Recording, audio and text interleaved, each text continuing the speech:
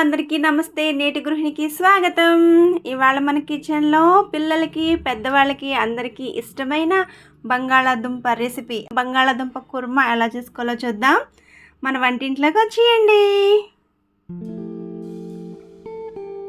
ఒక అర కేజీ బంగాళాదుంపలు తీసుకుని నీట్గా కడిగేసుకోవాలండి. కడిగేసుకున్న వాటిని నేను చూపిస్తున్న విధంగా 4 ముక్కల కింద కట్ చేసేసుకోవాలి. పెద్దవి అయితే 6 ముక్కల కింద కట్ చేసుకున్నాను నేను. ఇలా కట్ చేసుకున్న తర్వాత వీటిని మనం ఉడికించుకోవాలి. చూసారు కదా, ఇలా పెద్ద ముక్కల కింద కట్ చేసేసుకొని నీళ్ళు పోసుకుని ఉడికించుకోవాలండి. ఈ నీళ్ళల్లో మనం కాసంత ఉప్పు కూడా వేసుకుని ఉడికించుకోవచ్చు. బంగాళదుంపల వల్ల మనకి చాలా టేస్ట్ బాగుంటుంది కదండి. దేంట్లో కన్నా సరే బంగాళదుంపలు అంటే అందరికీ చాలా ఇష్టమైంది. వీటిలో మనకి విటమిన్ సి, పొటాషియం, కార్బోహైడ్రేట్స్ పుష్కలంగా ఉంటాయండి. చక్కగా పిల్లలు పెద్దలు కూడా చక్కగా తినచ్చు. ఇలా ఉప్పు వేసుకున్న తర్వాత ఒకసారి మూత పెట్టి ఇవి మెత్తగా అయ్యేంత వరకు ఉడికించుకుందాం. దీనికి కావాల్సినవండి, కర్రీకి ఉల్లిపాయలు ఒక 6 4 పచ్చిమిర్చి తీసుకున్నాను. వీటిని సన్నగా ఇలా కట్ చేసేసుకోవాలి. ఉల్లిపాయలు అయితేను, పచ్చిమిర్చి కూడా కట్ చేసి పక్కన పెట్టుకున్నాను. ఈలోగా మనం బంగాళదుంపలు ఉడికినాయో లేదో ఒకసారి చెక్ చేసుకుందాం. చూసారు కదండి, బంగాళదుంప అయితే ఇలా చాకు పెట్టి నొక్కగానే లోపలికి దిగిపోయింది. సో ఉడికిపోయినట్టే. వీటిని ఇప్పుడు మనం పక్కన పెట్టేసుకుందాం.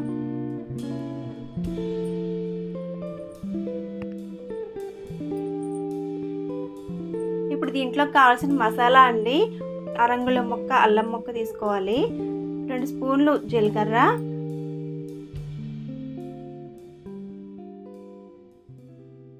2 స్పూన్లు గసగసాలు,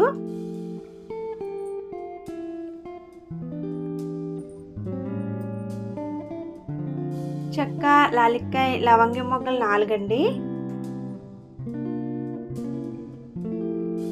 ఒక 3 స్పూన్లు ధనియాలు. ఇది నాది మసాలా పిట్లో ఉండే స్పూన్ అండి, కాబట్టి మీకు దీంతోనే కొలత చెప్పాను. మీకు కావాలంటే 1 స్పూన్ వేసుకోవచ్చు.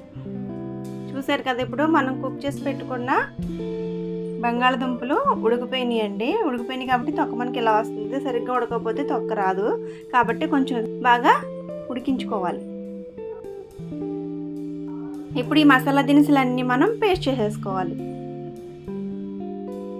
స్టవ్ ఆన్ చేసుకొని, నేను మట్టి పాత్రలో అయితే వండుతున్నానండి. మట్టి పాత్రలో టేస్ట్ బాగుంటుందని చెప్పి ఈ మధ్య నేను మట్టి పాత్రలు అయితే ఎక్కువ వాడుతున్నానండి. మీ దగ్గర మామూలుగా మీరు ఇంట్లో యూజ్ చేసుకునే పాత్రలో మీరు వండుకోవచ్చు. నేనైతే దీంట్లోకి 4 టేబుల్ స్పూన్స్ ఆయిల్ వేసుకున్నానండి.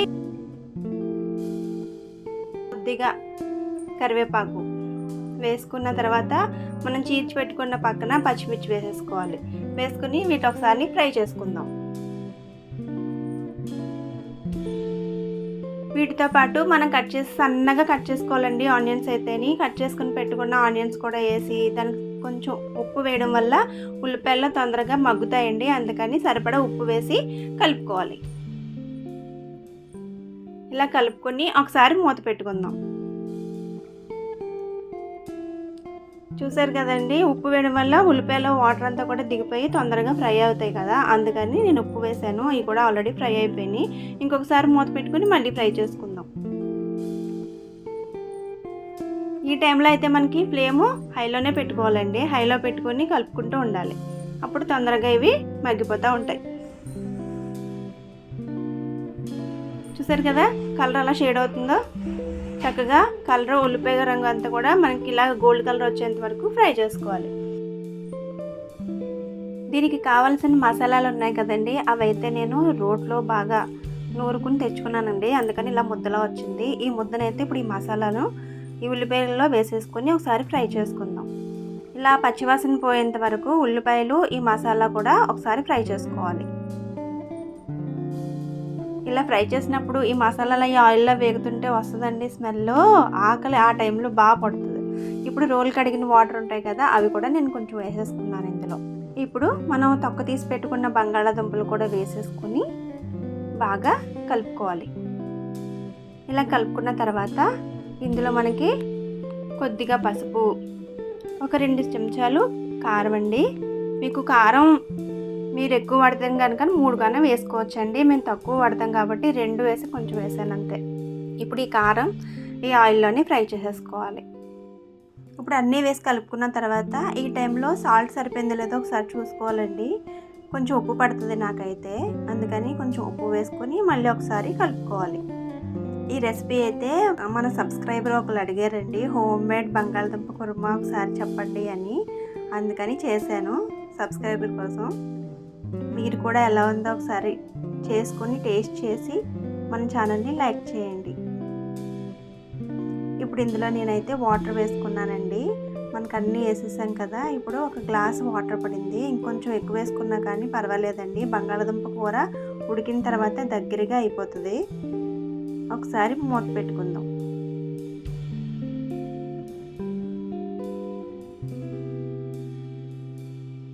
ఇప్పుడు ఒకసారి మూత తీసుకుని ఎలా ఉందో చూద్దాం. ఇది మనకి అడుగు పట్టకుండా అయితే కొంచెం కలుపుకుంటూ ఉండాలండి. చూసారా, కూర అయితే చక్కగా ఉడికిపోయింది. ఈ టైంలో మనకి బంగాళాదుంపలు కొంచెం పెద్దగా అనిపించిన ఒకసారి గరిటతో నిరుక్కుంటే మ్యాష్ అయిపోతాయండి, ముక్కలు అయిపోతాయి.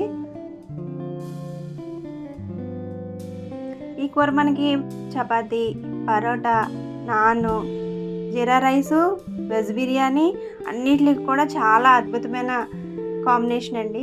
తప్పకుండా ఈ రెసిపీ మీరు ట్రై చేయండి. మా ఛానల్ని లైక్ చేయండి, షేర్ చేయండి, సబ్స్క్రైబ్ చేయడం మాత్రం మర్చిపోకండి. కర్రీ ఎలా ఉన్నది అనేది మాకు కామెంట్ పెట్టండి.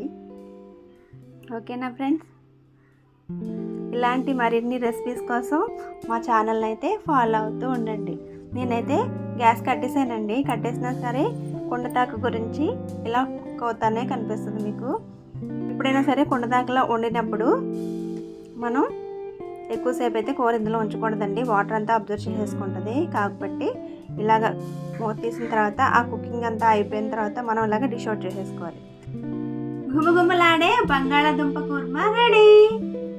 ఈ రెసిపీ మీరు కూడా ట్రై చేసి ఎలా ఉందో మీరు మాతో షేర్ చేసుకోండి. మా ఛానల్ని లైక్ చేయండి, షేర్ చేయండి, సబ్స్క్రైబ్ చేసుకోండి. మరిన్ని కొత్త రెసిపీస్తో మీ ముందుకు వస్తుంది మీ నేటి గృహిణి. Thank you friends.